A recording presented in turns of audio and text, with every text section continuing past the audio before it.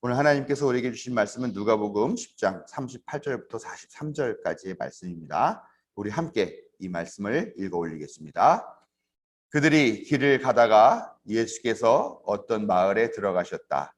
마르다라고 하는 여자가 예수를 자기 집으로 모셔드렸다. 이 여자에게 마리아라고 하는 동생이 있었는데 마리아는 주님의 발 곁에 앉아서 말씀을 듣고 있었다.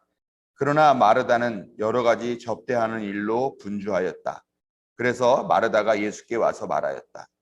주님, 내 동생이 나 혼자 일하게 두는 것을 아무렇지 않게 생각하십니까? 가서 거들어 주라고 내 동생에게 말씀해 주십시오. 그러나 주님께서는 마르다에게 대답하셨다. 마르다야, 마르다야, 너는 많은 일로 염려하며 들떠 있다. 그러나 주님의 일은 많지 않거나 하나뿐이다. 마리아는 좋은 몫을 택하였다. 그러니 아무도 그것을 그에게서 빼앗지 못할 것이다. 아멘. 예, 어느새 8월이 되었습니다. 무더위와 코로나로 싸우면서 맞이하는 이 한여름인데요. 우리가 성령의 동행하심을 의지하고 또 견디면서 반드시 이겨내게 될 줄로 믿습니다. 여러분께 언제 어디서나 시원한 냉수가 되시는 하나님 아버지, 또 뜨끈한 해장국이 되시는 하나님 어머니의 사랑이 넘치게 임하시기를 성어버이 성자 성령의 이름으로 축원드립니다. 예. 제가 지난주에 우리 요 가까운 지역에 사는 선배 목사님 만났습니다. 선배 목사님 휴가 기간이었는데 휴가 어디 좀 다녀오고 시간이 하루 남아서 나를 보고 싶고 생각이 나가지고 연락을 했다. 그래서 같이 만나서 밥을 한 끼 먹고 그다음에 차 한 잔 마시면서 그렇게 또 오래간만에 선배님을 뵀습니다. 우리 제 전임인 방일선 목사님 신학대학교 동기이시기도 한 그런 목사님이신데 이분도 참 목회 여정이 파란만장하신 그런 분입니다. 뭐 작은 교회 하시면서 또 지역아동센터, 옛날 말로 하면 공부방이죠. 공부방도 운영하시는데 공부방에 아이들은 바글바글 하는데 뭐 먹일 건 없고 그래서 노가다판 공사 현장 가가지고 일해가지고 벌어와가지고 또 그걸로 아이들 간식 또 식사 막 이런 거 해주고 또 그때 너무 힘들어가지고 정말 막 아이들이 너무 미웠다 막 그런 얘기도 하시는 걸 들었습니다. 그리고 또 해외에 나갔어요. 해외에 나가서 한인교회 담임을 또 하셨는데 거기서 어떤 목회자가 좀 뭐랄까요, 좀 강직한 목회자가 견디기 어려운 그런 요구들을 교회 중직들이 하고 그래서 그런 것 때문에 견디지 못하고 거기를 박차고 한국에 들어와서 또 한동안 어려운 생활들을 하시고 그랬다. 그리고 또 이분이 또 암에 걸리셔가지고 암 투병도 하시고 그런 정말 파란만장한 그런 인생을 사신 분이죠. 지금은 이제 현대 교회, 한국 교회가 너무 잘못하고 있다라는 그런 생각에 많이 부끄러움을 느끼시면서 조금 목회에 대해서 생각이 많은 그런 상황이 있고요. 평일날에는 공사 현장에 그 시설 자재 임대하는 그런 업체를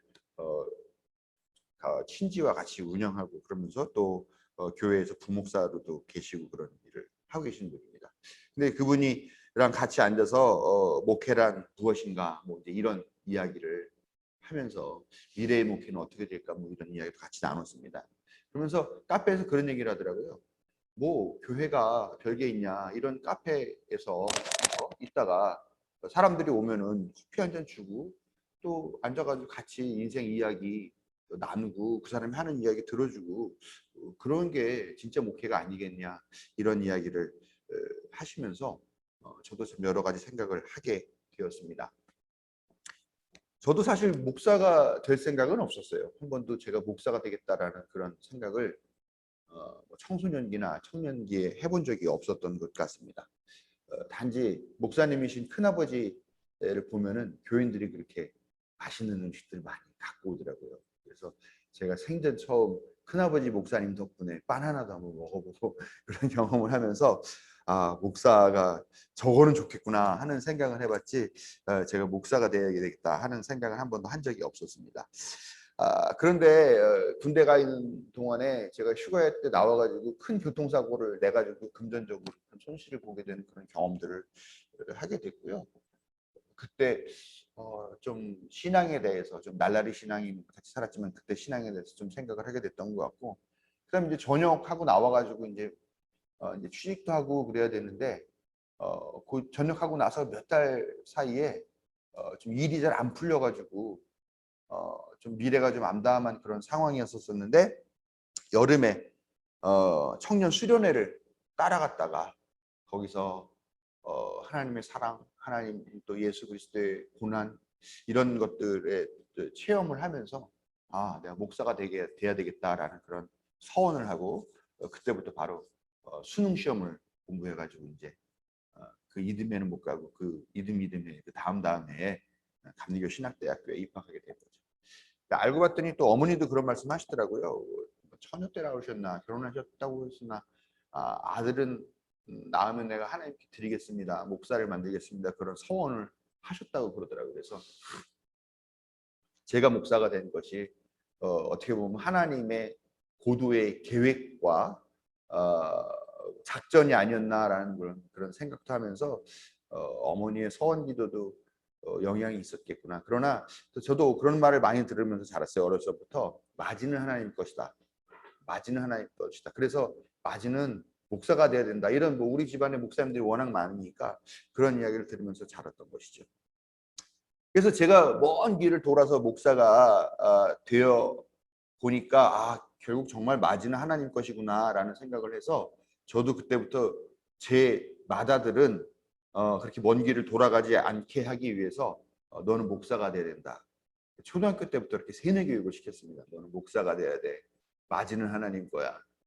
감리교 신학대학교에 가서 목사 돼야 돼. 이렇게 거의 어려서 또 막 세뇌시키듯이 했는데, 또 비니가 또 착해가지고 또 그 말을 또 고지고 듣고서 자기는 이제 신학교 간다 이렇게 어린 시절부터 생각을 하면서 살았죠.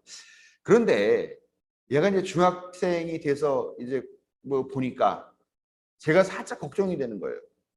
이게 뭐 옛날에 뭐 80년대 90년대에는 교회 간판만 들어도 사람들이 막 밀어 닥쳐가지고 교회가 다 부흥하고 성장했다 그러는데 이제 그런 성장세가 꺾이잖아요. 네. 또 어떻게 보면은 그때 산업화 시대 때 막 그런 성장 지상주의 지향주의로 막 그렇게 살아올 때 교회도 그렇게 같이 자랐지만 지금은 현대사회는 그렇지 않잖아요. 성장이라는 것보다는 뭐 워라벨이니 뭐 그런 얘기를 하면서 이 일보다는 또 어떤 자신의 개인적인 어떤 취미 관심 또 가족과의 시간 이런 것들을 더 중요하게 되는 그런 시대에서 목회가 이게 또 나보다도 더 힘겹고 어려운 그런 국면에 접어들겠구나 하는 생각이 살짝 들더라고요. 그래서 어쨌건 뭐 내 사랑하는 아들인데 이 아들을 또 그렇게 고통스럽게 해서는 안 되겠다라는 생각이 들어가지고 제가 마음이 좀 바뀌었습니다. 그래서 다시 이야기를 했죠. 꼭 목사가 되는 것만이 하나님의 일을 하는 건 아니다. 그러니까 한번 다시 너의 진로를 결정해보자, 생각해보자. 그래가지고 결국은 조리사가 되는 길을 선택하고 또 고등학교도 그렇게 진학을 하게 되고 오늘까지 이렇게 이르게 되었습니다.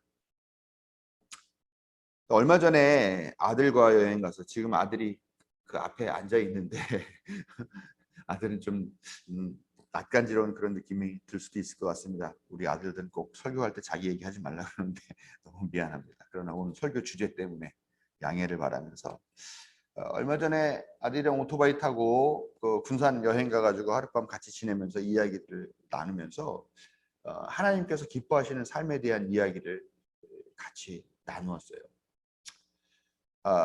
저의 삶도 되돌아보면 제가 꼭 목사만이 하나님의 일을 하는 건 아닌데 왜 그렇겠죠. 제가 자라온 성장 배경, 우리의 가족 배경 이런 걸 봤을 때 당연히 하나님의 일을 하면은 목사가 되는 거라고 생각할 수밖에 없었기 때문에 저도 당연히 목사가 되는 거라고 생각하면서 이 길을 걸어왔는데 지금 생각해 보면 제가 갖고 있는 여러 가지 뭐 능력과 재주들이 있는데 그런 것들을 오히려 목사가 아닌 방법으로 썼더라면 어땠을까 하는 그런 생각도 해보게 되더라는 거죠.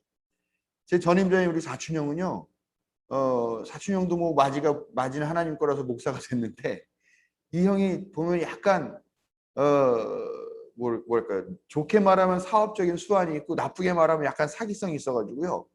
이 형이 만약에 사업을 잘 해가지고 했다면 어땠을까? 그러면은 참 괜찮게 사업을 했을 것 같은데 그러면 금전적인 걸로 하나님께 영광을 돌렸으면은 아마 우리 사촌 형이 지금보다 더 성공하지 않았을까? 그런 생각들도 가끔 한번 해보게 되는데요. 아무튼 저도 그런 생각을 해보게 됩니다. 그러면서 아들이랑 그런 얘기를 했어요. 이 세상에 사람이 결코 하지 않을 수 없는 게 한 가지 있다. 꼭 해야만 하는 것. 꼭 하지 않으면은 살 수 없는 것이 하나 있다. 그게 뭔 줄 아냐? 여러분 뭐인 것 같습니까? 사람이 하지 않으면 살 수 없는 것. 뭐 호흡이나 이런 것도 있지만 의도적으로 하지 않으면 살 수 없는 것. 그거는 먹는 거죠. 먹는 거. 사람이 먹지 않고는 살 수 없죠. 예? 성 어거스틴도 그런 얘기하죠. 내가 성욕도 참을 수 있고 재물욕이나 명예욕 다 참을 수 있는데 식욕은 못 참겠다. 최소한으로 먹으려고 한다 하더라도 좀 먹다 보면은 식탐이 저절로 생기게 되고 그건 어쩔 수 없자. 사람이 먹지 않고는 살 수 없기 때문에 그래서 식탐이 가장 어려웠다 그런 얘기를 하는 거죠. 식탐일 수도 있지만 어쨌건 사람이 먹지 않고는 살 수가 없는 거죠. 먹거리라는 게 사람을 살리는 거죠. 사람을 생명을 유지할 수 있게 하고 또 이렇게 에너지를 공급하게 하고 또 때로는 그 음식이 아주 맛이 있어가지고 사람들을 기쁘게 하는 것으로서 의미가 있는 거죠.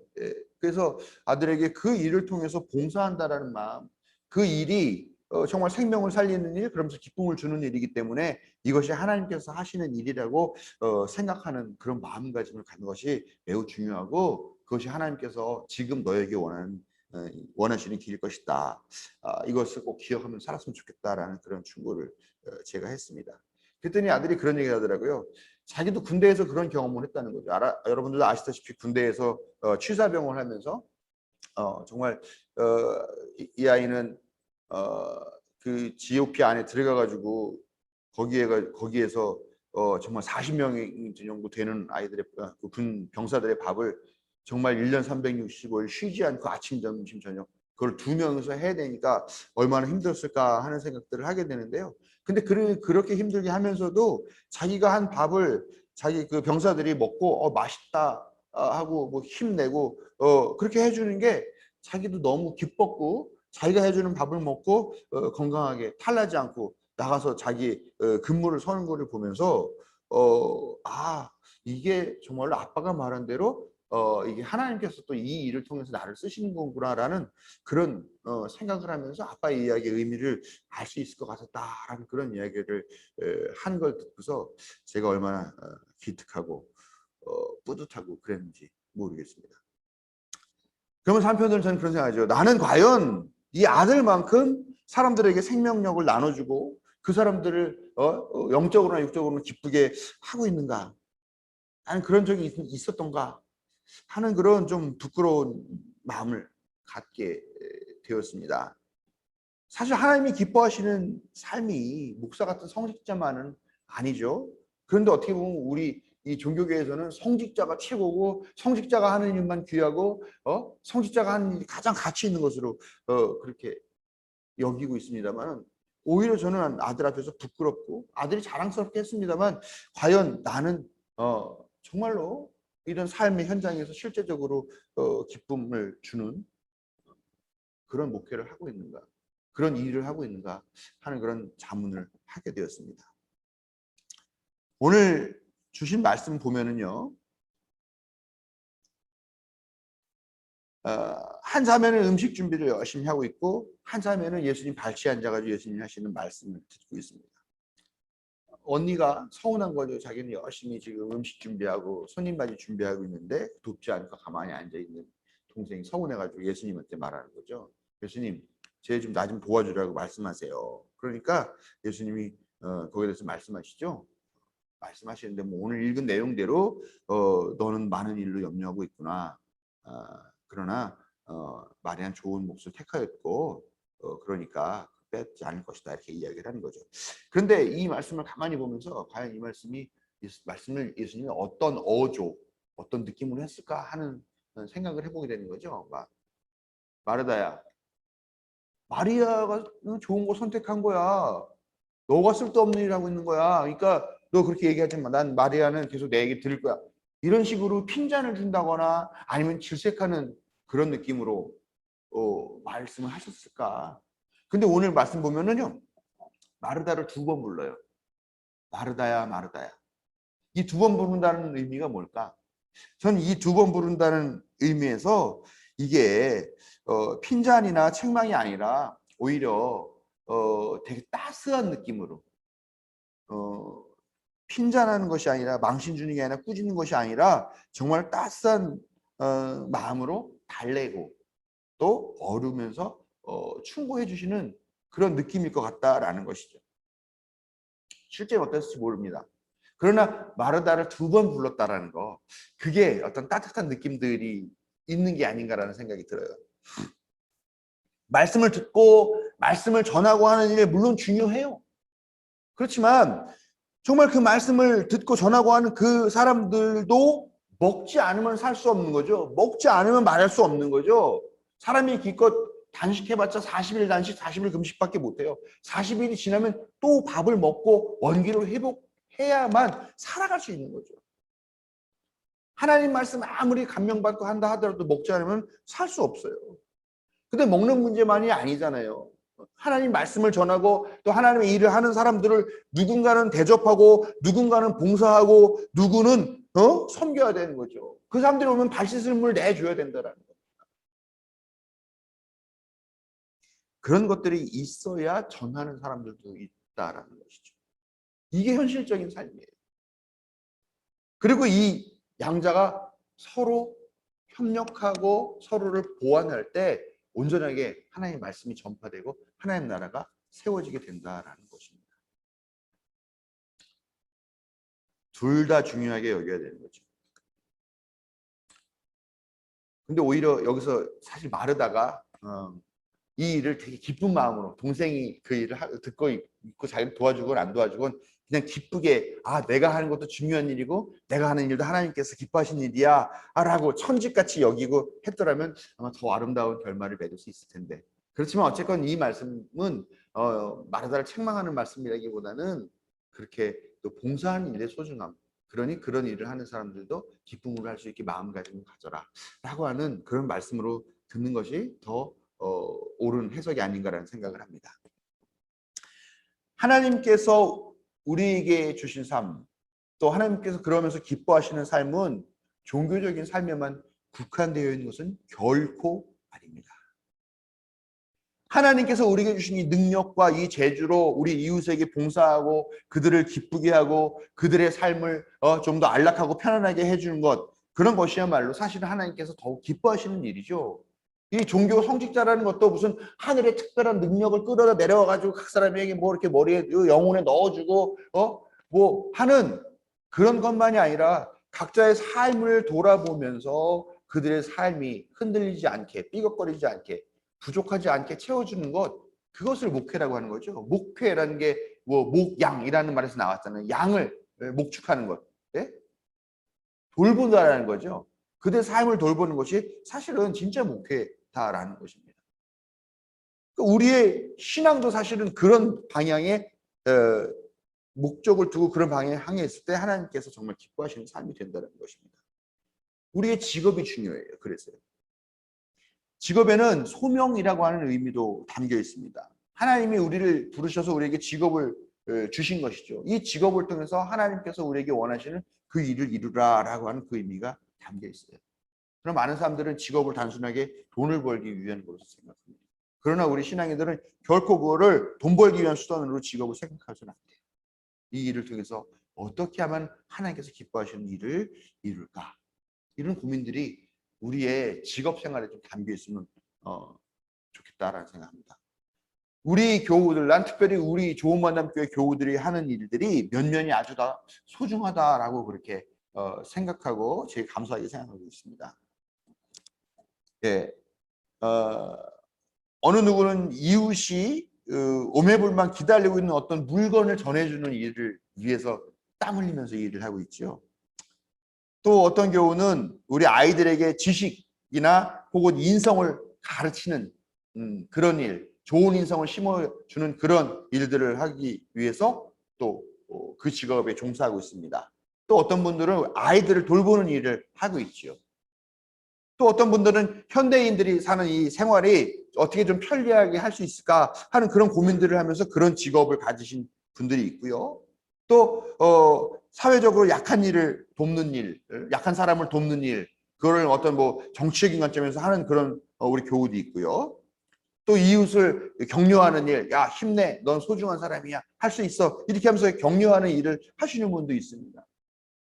또 여러 가지 방법으로 이웃의 삶에 즐거움을 주는 그런 일들을 하고 있다는 거죠.